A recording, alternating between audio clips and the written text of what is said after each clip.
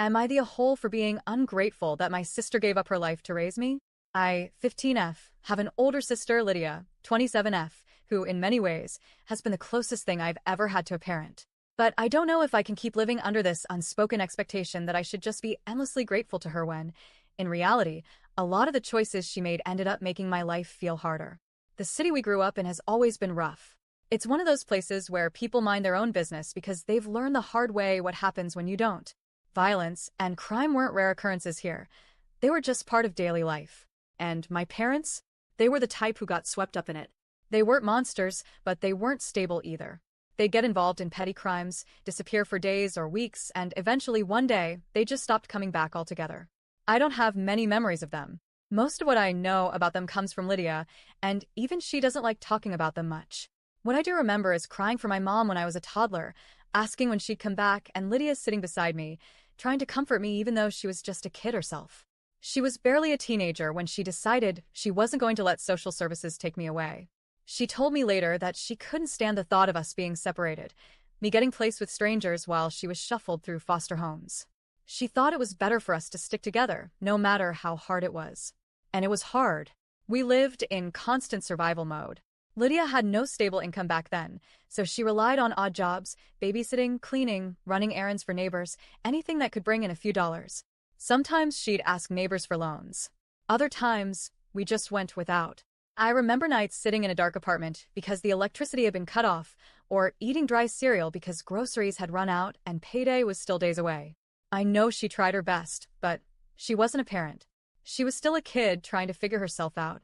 She didn't know how to comfort me when I was upset, how to help with school problems, or how to give me the stability a real adult could have. I grew up learning to keep my problems to myself, because no matter what I was feeling, Lydia's burdens were heavier. I didn't want to add to them. Things did eventually get better. Lydia worked her way into steadier jobs, scraped enough money together, and by the time I was 12, she was doing better financially. But that's when she made a decision that still stings to this day. She sent me to boarding school. She didn't ask me. She didn't sit me down and talk through the options.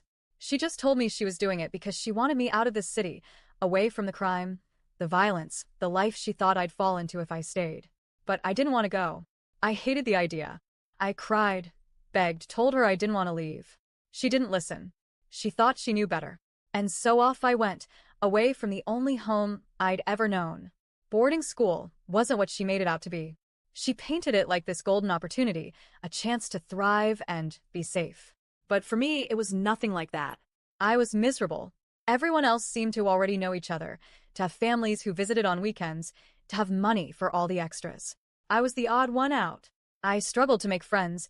I spent most of my time alone, and the loneliness ate at me.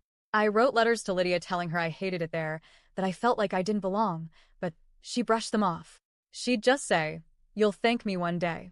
You're better off there than you would be here." But I didn't feel better off. I felt abandoned. Over time, the loneliness and frustration built up. I started lashing out.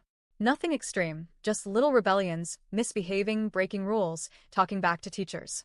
Eventually, it caught up with me. I got kicked out. Now, all I want is to come home. I want to go to a public school, live at home with Lydia, and finally feel like I belong somewhere. But Lydia doesn't see it that way. Instead, she's already planning to send me off to another boarding school. She refuses to even consider me coming back home. That's when I snapped. I told her she was the reason our lives were so hard, that she took away the chance for me to have a stable home when she was never ready to be a parent in the first place. I told her I was tired of her always acting like the martyr, like I should be eternally grateful just because she didn't let strangers raise me. It turned into a massive fight. She cried, I yelled, and now we're barely speaking. The thing is, I do understand that she tried. She gave up her teenage years, her freedom, her chances at a normal life, all to keep me with her. I know that couldn't have been easy. But at the same time, her decisions shaped my whole life, and not always for the better. I lost out on a real childhood, on stability, on a home where I felt like I could lean on someone. I can't just ignore that because she meant well. I don't want to be taken away from her.